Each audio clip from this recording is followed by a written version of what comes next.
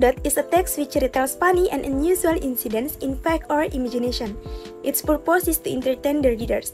The Oxford Learner's Dictionary defines an anecdote as a short, interesting, or amusing story about a real person or event, and a personal account of an event, sometimes with implication of superficiality or unreliability. Types of anecdote. There is 5 types of anecdotes. The first is inspirational anecdote, cautionary anecdote, characterizing anecdote, reminiscent anecdote, and humorous anecdote. Generic structure of anecdote. First is abstract, the second is orientation, the third is crisis, the fourth is section, and the last is coda. Language features of anecdote text. Number 1.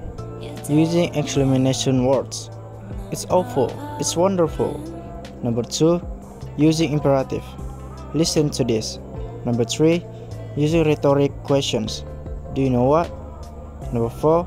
Using interspeciers.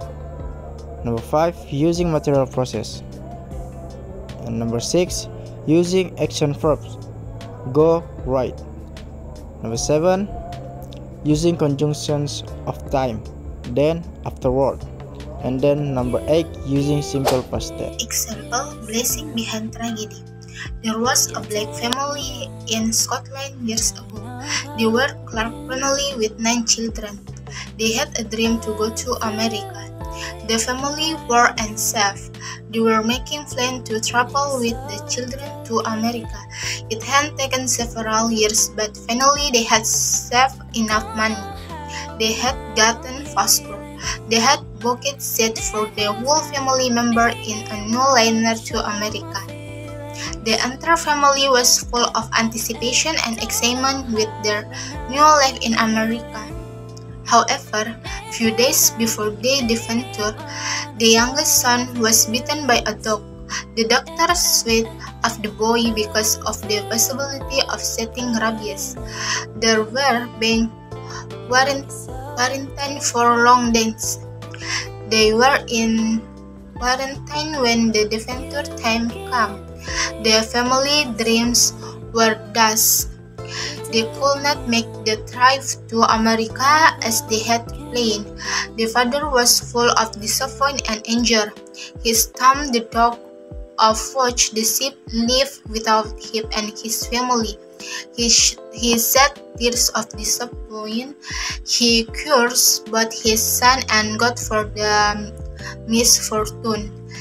5 days later, the tragic news spread throughout Scotland. The ship, the mighty Titanic, had sunk.